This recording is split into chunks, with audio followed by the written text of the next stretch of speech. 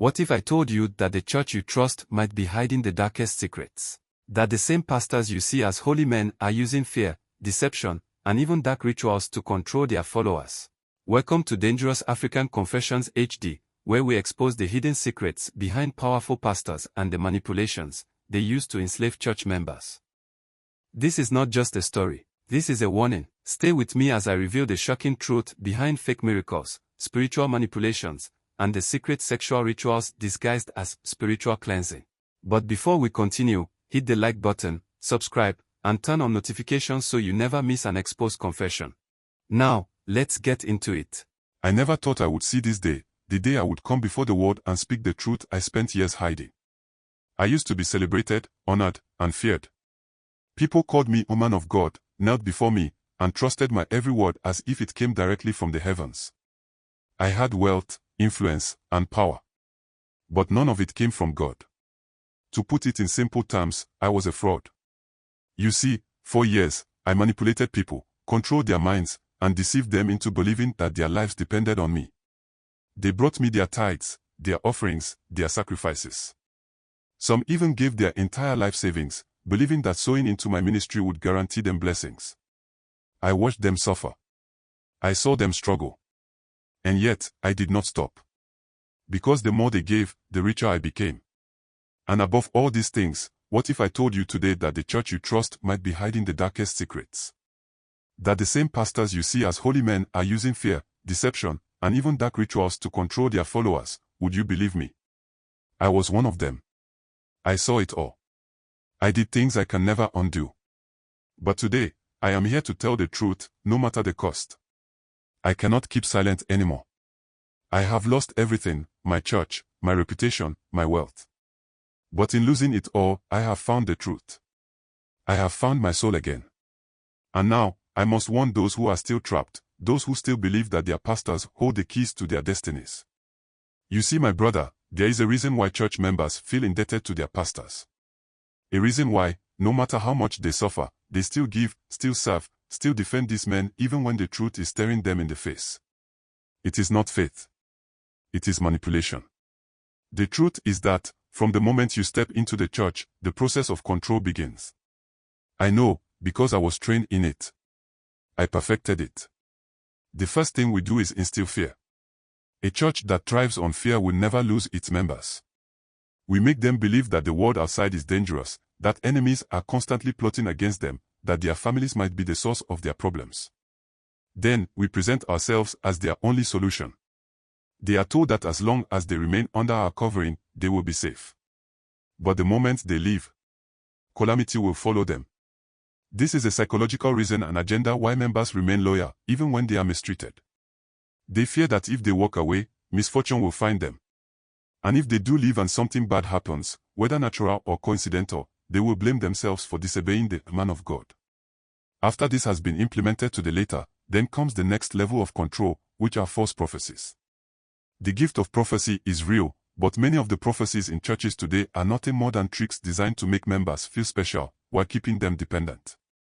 I was trained to observe people, to read their body language, their facial expressions. If a woman looked troubled, I would tell her that I saw heartbreak in her past. If a man looked desperate, I would say that he had been struggling financially.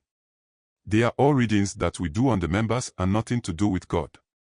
The most serious and important thing that one must know is that these churches are more of a cartel than a place of sanctuary. Why do I say that? You see, when a pastor wants to do these kinds of fake prophecies and all that, just to remain powerful and make people believe in his anointing, they contract informants. You see, for those whose details a pastor did not know, he will have informants. Ushers, prayer warriors, even family members who would unknowingly feed him information. Then, during service, when I was actively doing these kinds of things, I would reveal these secrets as if they had been shown to me by God. The members would cry, fall to the ground, and believe even more in my anointing. This is where I will set these people in place and they will mingle with you and make small conversations with you. They come to you as part of the congregation and engage you in such harmless conversation about why you are there and make you feel like you might have a new friend and all that in the church. In that way, some vital information that I will need to prophesy to you will be known through the conversation they will be having with the members. So, when I come onto the pulpit, I already have been fed with the information that I need to make you feel that God has really given me your message. And then I tell you to pay anything, for me to do any form of directions for you, you will certainly do it. You see, my brother, then after all this, come the miracles. The greatest deception of all. You see what and the name I called it. The greatest deception of any ministry in this world. I can confidently tell you today, even though I know some people will not believe that, all the pastors, you see going around healing people in wheelchairs and on crutches, all of them are fake. The people are all trained to act as though they are really sick. So that, the pastor will also act as though he is healing them. They are all lies and deception. The thing is that, you have this power to do such miracles, and people are losing their lives day in and day out at the hospitals, and no pastor has decided to go pray for anyone in the hospital to get healed. I mean just one person to get healed. God is not showing any pastor to go across the country or across the world to heal just one person at the hospital. You see, my brother, as you see me like this, I performed many miracles in my time. Some of them were harmless illusions, like money appearing in bank accounts, money that was deposited by my own ministry team. Others were staged, with people pretending to be sick or crippled, only to rise and walk when I prayed. All of these things, I have done them. And I know that is exactly what is going on in this current generation of pastors who claim to be performing miracles at crusades all over the world. My brothers and sisters, you need to wake up from your sleep. I mean it with all my heart. Wake up before it is too late for you. You see, in some churches too, the pastors use dark powers for darker miracles. This group of pastors are those that required something more. That is where the incantations and the consultations of dark evil powers come from. You see, true spiritual power comes from God. But real power takes time. Prayer. Fasting. A life of holiness. But I, like many others, did not have patience. The truth is that, to walk with God and to be blessed with such powers, it takes too much time. Now, you can check all the prophets in the Bible that God used, go and check their ages when he started using them. You just don't go follow a pastor, do some fasting and prayers and then return to say that God has opened your eyes. It takes enough time. And that time, about 99% of our pastors cannot wait for it. I am telling you. Not because I was told. I have seen it, done it, and I am telling you. You see, like every other pastor I know is involved in these things, I wanted results. I wanted power that would make people bow before me, fear me, obey me without question. And so, I took the shortcut. It is not only me. I was introduced. So, you should understand that, the one that introduced me was also introduced by someone else. And that person too was introduced by another person. So, that is how it goes. It started small. A visit to a native doctor here, a charm there. A few drops of holy oil mixed with substances I dared not ask about. And then, the demands grew. The first time I was asked for a blood sacrifice, I hesitated. But my church was growing. My influence was expanding. And the promise was clear, if I wanted to maintain it, I had to pay the price. You see, let me leave this big one here now, not every death in the church is natural.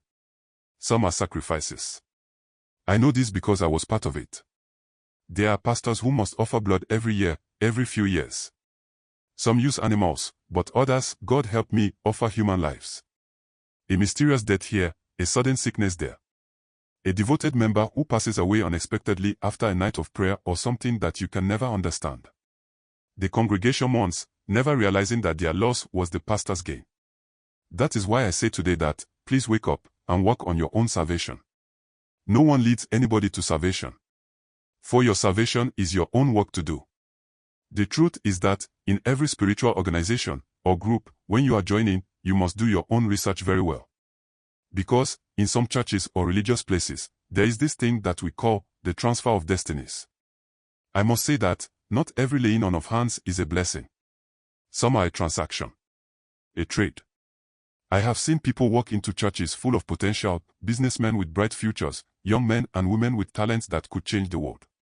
And I have watched as their lives fell apart after a single encounter with a prophet or pastor. And the sad part is that, they will never know this, unless someone who also can see things in the realm of the spirit tells them. But what if you are not lucky to meet such persons in your life?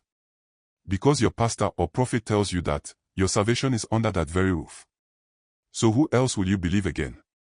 What people don't know is that the pastors can take or even cover their destinies.